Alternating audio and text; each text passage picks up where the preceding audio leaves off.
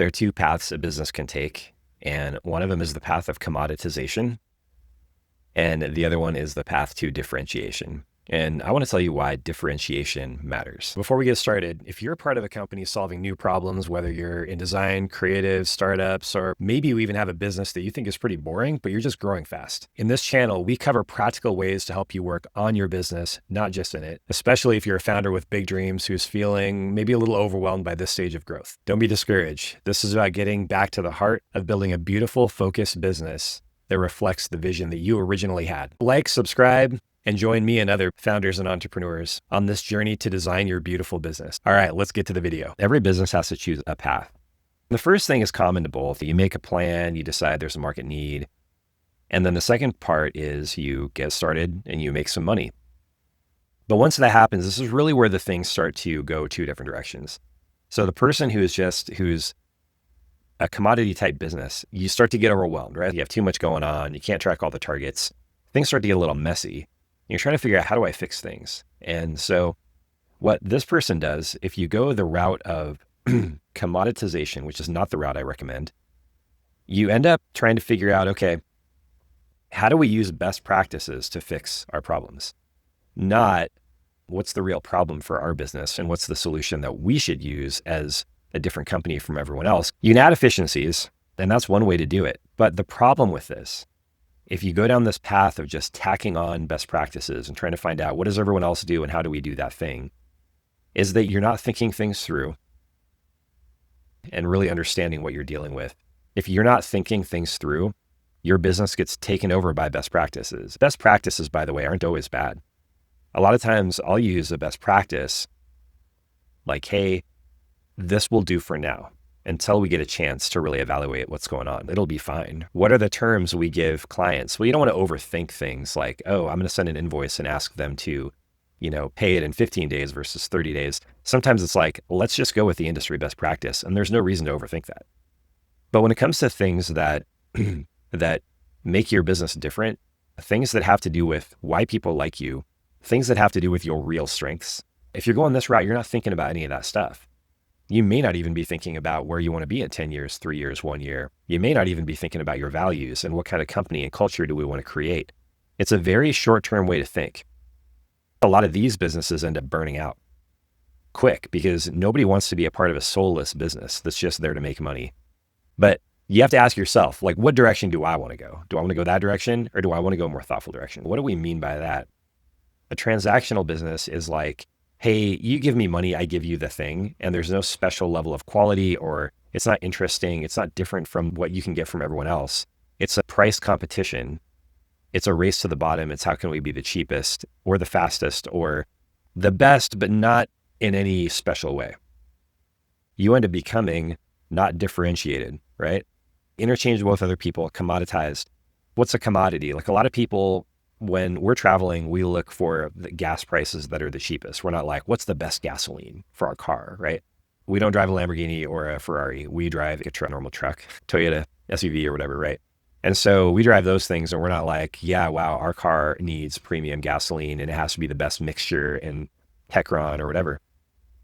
It doesn't have to be that. I don't care. It's a commodity to me. So do you want to be that interchangeable so that everyone's looking for the lowest price? Or do you want to be like, hey, we want to be reasonably priced, but we want to offer real value? What is that for an accounting, like a local accounting firm, a local contractor? What is that for in a tech innovation company? What is it about you that's special? And we'll get into that in a minute. We'll get into how to do that in a minute. But for right now, I just want to point out, this is no fun, right?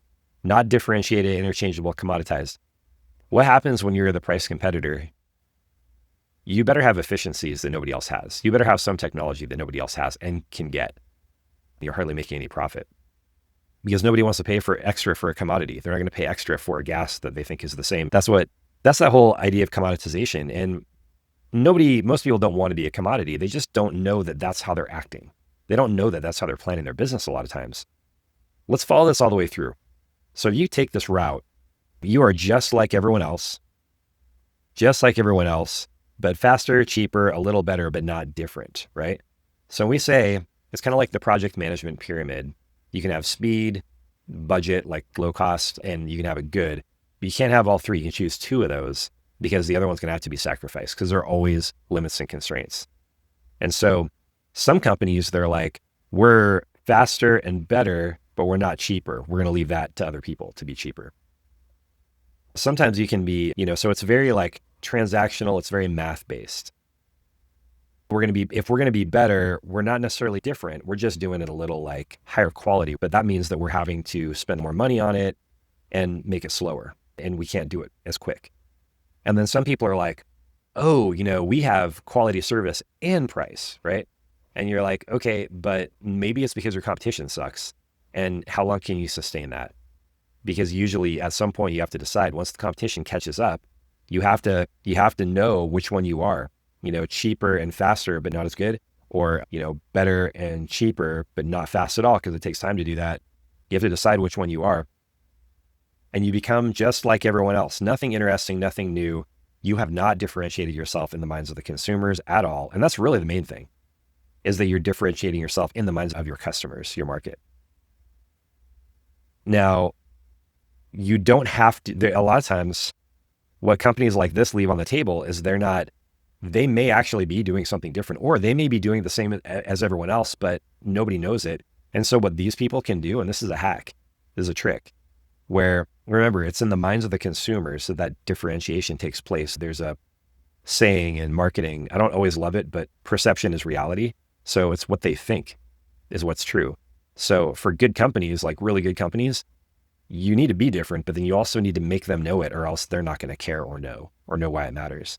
And so it's always a game of connecting with people, helping them understand what makes you different, and then why it matters. So the hack, though, is, you might say, what does an accountant do? Okay, we will offer 3 tax strategy insights for every company where we do your taxes. So you may come to us with just like, hey, just do my taxes. We're going to offer you 3 insights so that you can do tax planning for next year based on what we're seeing here. And we're going to do your taxes, but it's going to come with this complimentary report. And now other firms might say, yeah, we do that too. Great, but we're the ones talking about it. And now everyone thinks that we're the ones who do it. And so get off your butts and start talking about it. Until you do, we're going to keep harping on that. And everyone's going to think that we're the only accounting firm who does that. What matters is what your target audience thinks. Now, part of that is, you want to be the person who, you don't just say it, you do it, right? A lot of companies in this area, they don't even have a conscience. They're just like, how do I make more money, right? Let's follow that through. The old thinkers like Aquinas, Augustine, and even C.S. Lewis and Chesterton had this idea that anything that's beautiful must also be good and true. And somewhere along the line, we lost that. And we started becoming more utilitarian. This channel is about how to win with design. Designing a business that's not just good, not just true, but actually irresistible to the right people, especially in a time like this where we need a lot more common sense. If you agree, please like and subscribe. All right, let's get back into the video. You get stuck working in the business. This is like hell or purgatory, getting stuck working in your business all the time. I know so many people who they're close to getting someone to help them with this kind of thing. But then they're like, we have to wait until we're less busy. And I'm like, okay, but your problem is you're busy right now, right? Your problem is you're too busy right now. When is that going to happen? And why is it an advantage to wait until then to start thinking about your business? They don't even understand. They have no faith in this idea of how do we get ahead of things? How do we build a beautiful business that reflects the values of the founder? Instead, they're like, no, you gotta play the game. You can't build a company on your values. It has to be the same as everyone else. Let's do it like everyone else. Let's follow the plan, follow the pattern set before us. But that's a race to mediocrity. And it's a race to doing things the way they've always been done. And as soon as someone decides in your industry, as soon as another company decides they're going to start thinking instead of just acting all the time, and they say ready, aim, fire instead of ready, fire, aim, they're going to change things, and they're going to deal with all that debt that's built up in your industry, all that undealt with expectations. What do I mean by debt? Well, think about this. In the real estate industry, real estate sales, right? So I sold my own house in Arizona, and I learned a couple of things. I learned that the buyer's agent wants that deal to go through. And so I don't really have to know a lot about real estate because they will make sure they want the deal to go through, right? They want everything to pass inspection, right? They're the buyer's agent, but they want everything to pass inspection or at least get to the point where there's a deal that happens, right? Why do they want that? Don't they want the best thing for their client? Well, think about their motivation. They're motivated to sell it. Do they want to be working all year on a house that they get paid the same for? No, they'd rather have that happen in, 15 days, 30 days. So why do they want things to be held up by an inspection, right? And I was talking to somebody the other day who said, oh, but the buyer's agent cares about the inspector and they want the deal to not go through because they're the agent for the buyer. Okay, you can say that, but they're not getting paid based on that. They're not getting paid based on deals not going through. They get paid based on deals that do go through. Now, the first real estate agent who says, this is what's going on, and they decide they're going to deal with that problem, and they're going to say, I serve my clients. Here's what everyone else is doing. Here's what I'm doing differently. That's going to be seen as a disruption. Everyone's going to hate that real estate agent except for buyers. Buyers are going to flock to that real estate agent because they're like, here's what's going on, and here's how I deal with it. Now, you have to have a solution for it, but all that is creativity, which we'll talk about in the next section. But that's the kind of disruption that's going to happen in your industry. Not every industry has that much debt, right? To where it's like, hey, obviously the motivations are misaligned. Not every industry has that much of that. But I think that there are a lot of industries that are changing, and we still have all these commodity businesses, and they're just getting ready to be destroyed by some kind of disruption where they're not really solving problems for clients, not today's problems or in today's way or in the way that they need to be dealt with today or thought about today. Think about investing your money. Well, a lot of people are like, hey, Bitcoin is outpacing the S&P 500. I don't know if that's true or whatever, right? Hey, inflation is stealing all our savings. What if there was an investor who was like, hey, I know everyone else is just like, talking about, yeah, still invest and everything. What I'm telling you is inflation is stealing most of your money. Now, all of a sudden, everybody turns to that investor, right? That investment advisor. And they're like, that's the guy who knows and is willing to talk about the things that I care about and that I'm worried about. They may complain, oh, but we do that too. But it doesn't matter. Are you telling people? Are you building a narrative around it? Because the people know that inflation, that stuff's costing more. How are you dealing with this, right? That's what's called a disruption. There's debt in the system, right? Where there are problems that are left unsolved and everybody sweeps them under the rug. And how long are you going to do that before someone decides, hey, I'm going to lift up the rug and show everybody all the problems. And because now I have a solution, and everyone's going to flock to me because I'm the one solving the problems that they care about today. That's the value of differentiation. That's the risk of being stuck working in the business because now all you're doing is, and I think there's debt with business consultants, which is why I'm talking to you, because I think that a lot of them are just like, hey, best practices, corporate best practices. And there are some of us who are like, nope, you need to design a beautiful business and get out of working in your business so you can get to work high level, looking at your business sometimes during the week. Have some times where you're dealing with those things. Let me interrupt for a second. All the things we talk about are great, but they can't just be academic. They need to actually be put to work. And they have to be practical for small businesses and keep you in control. You've probably heard me talk a lot about EOS, which is the Entrepreneurial Operating System, which when used correctly actually supports you working on your business and not just in it. In the description, you're going to find a link to my 30-day EOS rollout plan, and it comes with a PDF guide and a video walkthrough. It's free of charge, and it's meant to give you a process so that you can get your business back on track to be the business that you dreamed of when you first started it. Okay, let's jump back into the video. Great. Okay, what does it mean to be stuck working in the business? It means you're always putting out fires. It means long hours. It means no vacations, and it means no time or inclination for imagination. And so there are some people who are like, hey, I just want to there are a couple of mentalities. Now we need people doing stuff like this, boring stuff, right? That's done the same way every time. In fact, there's a whole movement on buying boring businesses and then getting efficiencies in those businesses and then selling them or running them for a while or whatever. But there are also people who fill those roles. And a lot of times these people, maybe they'd be a really good employee too, because they can just do the same thing over and over again. And there are some people who are just like, hey, I just want to do lawn care for people, or I just want to make these things and I want to do them the same way they've always been done. And I want to get a little more efficiency out of each time. A lot of us who are growing and building businesses, we're like, hey, we need 20% more efficiency out of this, not just 1%. Now, if you're working at a factory, you're making BMWs, you're looking for like this tiniest, you're sharpening that efficiency, you're sharpening that edge and getting that last 1% or 0.5% improvement. And you're going to get paid a lot if you can do that. A lot of us are developing something, we're designing something that fits our values, where it's either a smaller market, it's a niche, it's local, it's in a small innovation market, transportation or something like that, innovation. And you're not trying to just make a tiny change, a tiny efficiency. You're trying to change the way people think about what you do. Now, if you're like, hey, I return every phone call. Now people are like, within 24 hours or whatever. Now people are like, is that really true? Because I wish my contractor would call me back. And so what you end up doing is now you end up making this claim. It's like, I can return every phone call within 24 hours. But it's challenging because now you're like, now I have to make sure and have something to tell them every 24 hours.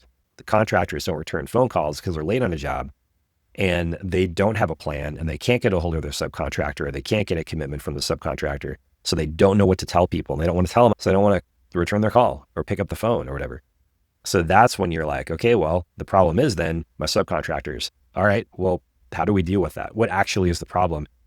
And that only can happen really if you're working on your business and not in your business. Because you're working in your business, what that means is all you can do is just like, well, I'm just gonna have to work later and more and pick up the phone and call and bother these subcontractors until they show up. But what a person who's a business owner who's working on their business is someone who's gonna say, okay, let me just like, I have this weekly meeting with my team. This is an issue. Let's bring it up during that meeting. And you have that meeting that's structured and creates space for working on your business and thinking about solving problems for the long term and not the short term. And so you bring that up. And then you have people around the table with insights and they might say, well, I think the real problem is, well, I think the real reason is, and then you actually come up with a better defined problem. And then with a better defined problem, you're able to solve it. You're closer to a solution. So I had this in engineering. And the funny thing is that you don't have to, as the leader of this type of meeting, you don't have to know much about the industry that you're trying to solve problems for. In fact, I went into a group of engineers and I'm not an engineer. I'm logical, but I'm not an engineer. And these engineers were like, I would say, okay, what are some problems that have been plaguing the organization? And there were 13 problems, 12 of which we solved because all I did was say, describe the problem to me again, simpler, and then describe the problem to me again as even simpler, right? So we got it to where they were using plain English. They got it down to earth in a way a sixth grader can understand.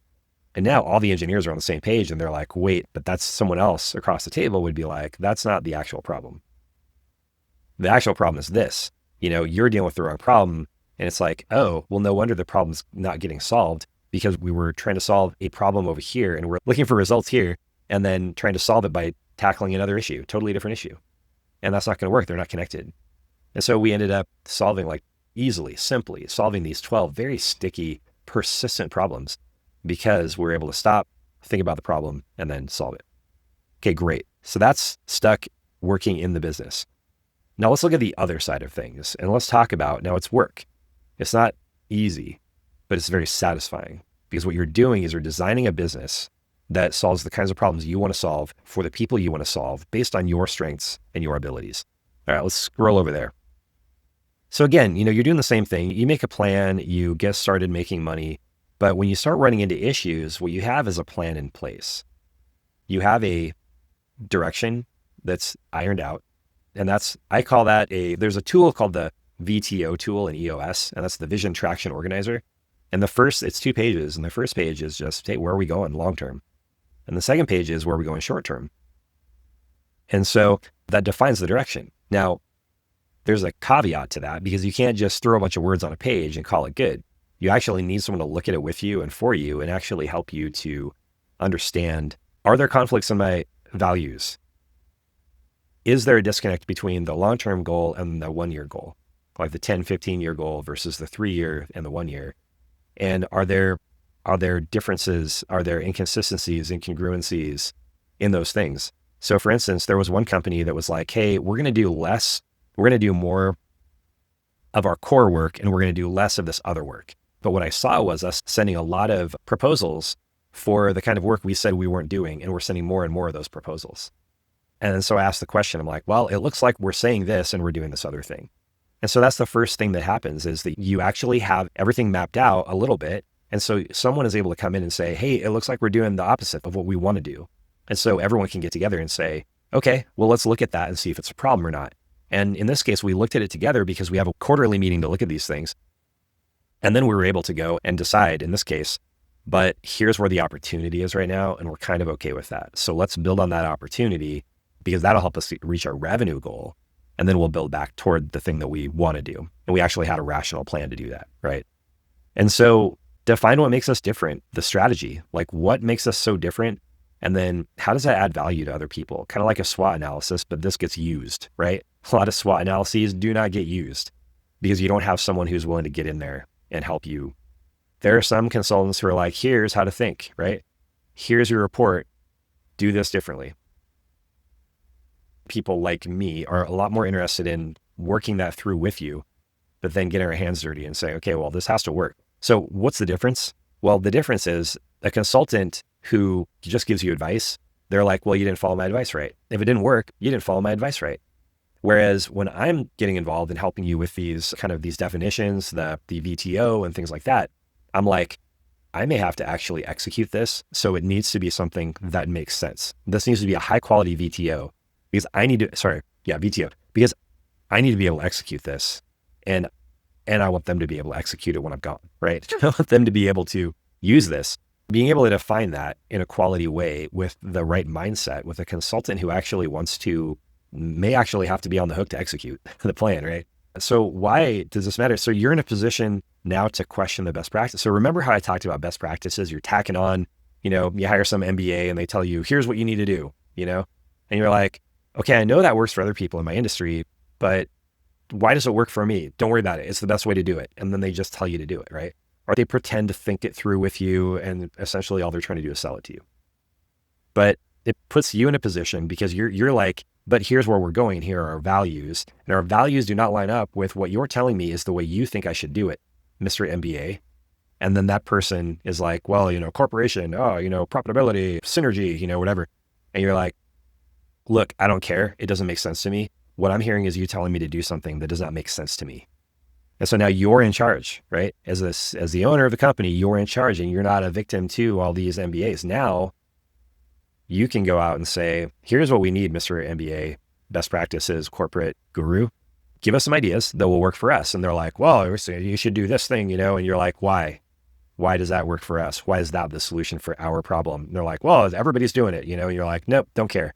You're looking for those MBA types because they are out there. These people with experience where they're like, yeah, I have a lot of experience, but you can't afford me, so you can't hire me full time.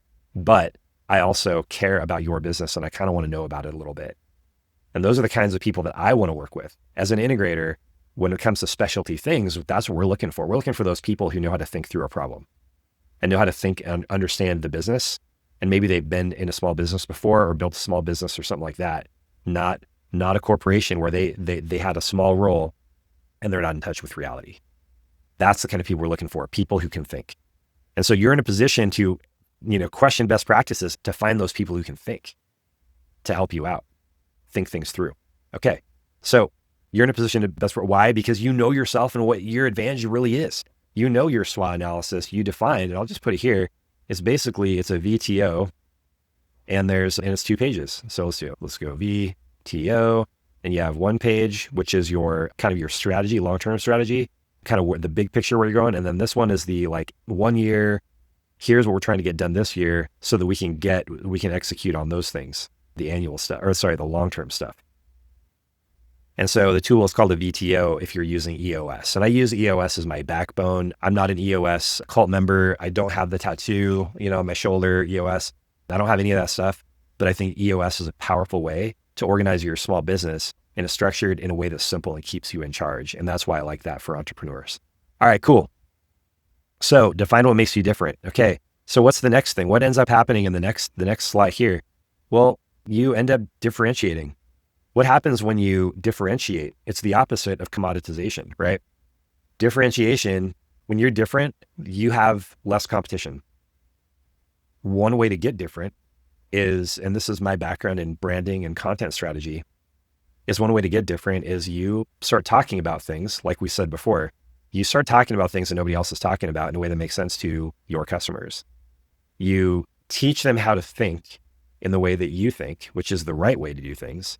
And then once they're ready, you make blogs, you social media, you get them on your email list and you send them emails every month. Once you get them thinking like you do, when they're ready in a year, 2 years or whatever, then now they're ready to hire someone like you in your industry.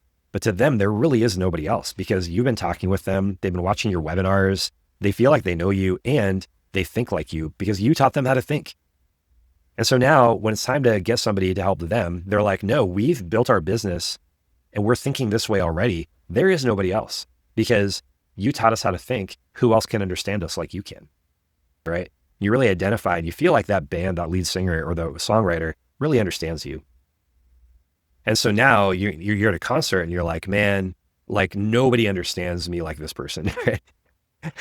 And so it's the same phenomenon. It's like, you're teaching them how to think, you're teaching them how, and so now they're like, I love this guy. I love this company. I love this, the way they think, man, soon I'll be ready. And when it's time, it's like, you guys, I can't wait to work with you now, right? Because now I'm ready. Now I have the money. Now I'm ready to go. So you teach them how to think the way you think. And that's one major way to do this. The other way is there are a lot of other differentiators. It could be that you have a different way of doing things. And there have been companies where they're like, hey, we're going to make this customer experience so good and we're not going to have call-in customer service, right? And then the MBA best practice types are like, well, everybody has customer. You have to have that. What are people going to do when they can't call and talk to somebody right away? And these companies are like, and so we're going to get a bunch of people who come to our site, they buy our stuff. The prices are decent. It's specialty. We've created maybe even a segment, right, of people, and they're not going to care about being able to call and get someone on the phone. They're going to email and then we're going to email them back and they're going to be happy with that, right? It changes how much you have to spend on customer service. It gives you a huge advantage because now you're only focused on the people who are like, yeah, we don't care about that. We just want to get the stuff we want and then email you and get it resolved via email like within a couple of days. So different ways you can do that, but it starts with defining what makes you different, what your strategy is, what makes you different. And then something I didn't mention is a weekly, and this is part of execution, is a weekly, they call it an L10 meeting. And I just hate these names because they feel so transactional and corporate. But the L10 meeting is where you take an hour and a half every week, get your senior staff together, and then you look at last week's numbers. You'll see if there is anything we need to worry about, talk about, or whatever. You'll look at one of those might be profitability or just, hey, did we do everything we needed to do last week to get the results that we want to get later? Then you talk about issues. You talk about stakeholder headlines, like what's going on, any employees, clients, customers, anything going on that we need to know, right? That's out there in the world. Okay, cool. And then you look at your rocks, which are things that you're doing to work on your business. They're like little projects or tasks that you're doing to help build your business. And then you IDS, which is identify, define, and solve problems. So identify, say what it is, define, which is really the secret sauce in all creativity and problem solving, which is you stop and you say, why is this a problem? What exactly is the nature of the problem? And you trace it back to what we think the cause of the problem is. And then is it worth solving? And then you realize, a lot of times problems are pretty easy to solve once you take the time to define them well. And then you're able to solve them, or you're able to take steps, do some research or whatever, which may turn into a task for somebody in the meeting. Here's an example. I know somebody who, at his company, I really want to help him out. His company is a small IT company. In the past, he's had trouble invoicing. And I'm like, man, that's kind of an easy problem to solve though, right? Like from my point of view, because how I'd solve it is different than how he's thinking about it. But that's the thing. He hasn't exactly asked me for a solution, and I don't want to offer a solution because who am I to show up at a company? I'm not the MBA type who's going to come in and tell you, oh, best practice, I'm just showing up new, right? Like you have smart people in your company, including yourself, helping you build things out for years, right? And now I'm going to parachute in and think that I know the solution. And so that's not my style. That's not how I want to work. That puts me in charge, and I don't want to be in charge. And so the right way to do this is we have an L10 meeting that I'm a part of. And he's like, hey, I had to invoice again last week manually because the person who normally does it was out sick or didn't do it or whatever, or there were some decisions that had to be made about time cards because nobody's recording their time correctly or whatever. And so you're like, okay, well, and so what I would want to do is say, well, what are the contributing problems? What contributes? Like, why does that keep happening, right? Oh, it's because of this. Oh, it's also because of this. And someone else might say, oh, it's because of this over here, right? You need someone who's going to be able to organize that conversation and say, well, it sounds like this is a problem, this is a problem, this is a problem. Am I right? And they're all like, yeah, those are all the problems. But what it sounds like you're telling me is that this is the core problem though, right? Or this is the biggest share of the problem, right? They're like, yeah, that's the core problem that makes these two other things happen. Or that's just the biggest part of the problem. And if we solve that, then these would be edge cases and you'd hardly ever end up being late sending out an invoice and ruining your cash flow situation. Okay.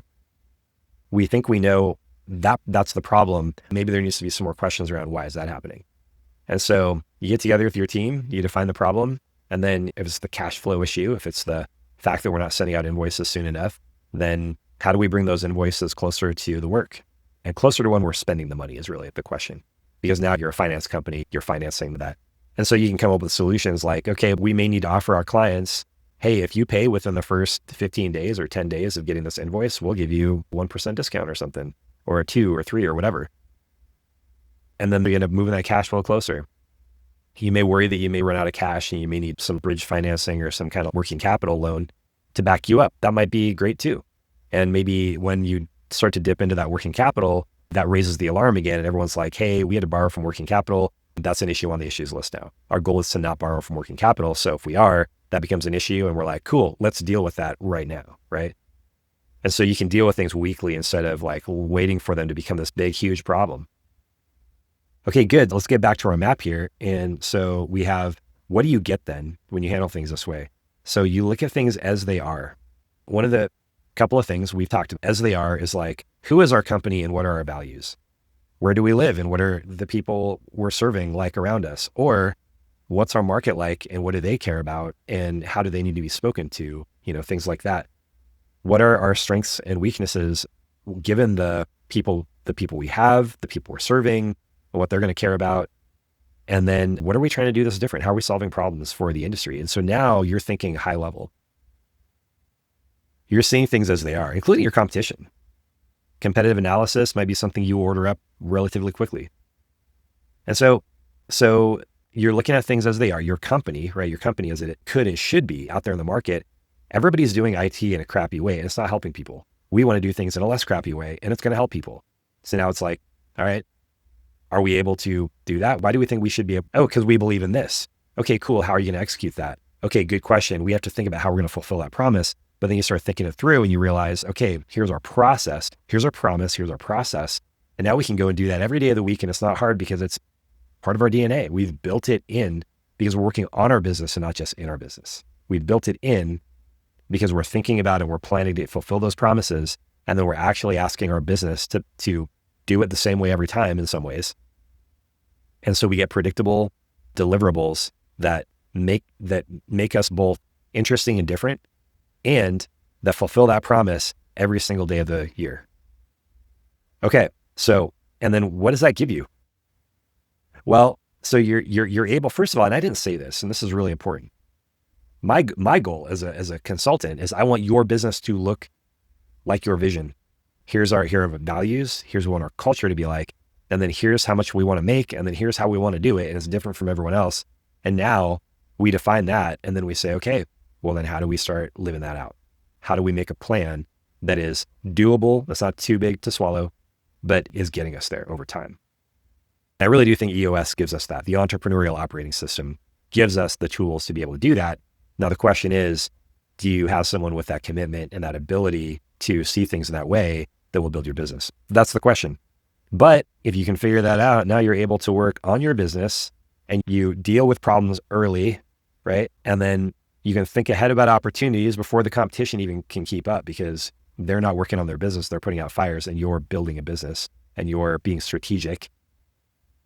And then the big thing here at life, you can take vacations, go to sports games, enjoy life a little more, and your wife won't hate you. And the whole time you're killing it. You're building a business that is moving ahead of the competition, is becoming healthier and healthier every day. The brand is taking hold. The culture is taking hold more and more every day.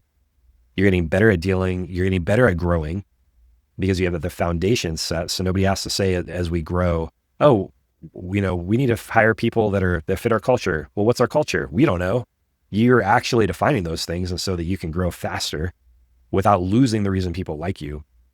And then the other bonus is an organized business is a lot easier to sell. I mean, I would even say that if you have a business right now that is not super organized, and you are going to retire in the next 3 years, this is a great plan for you. Let me know if you want to see that. So how do you choose a path as a business that will get you a business that will look like your vision? What you don't do is go down the commoditization route. You don't go the best practices route. You don't do it like everyone else.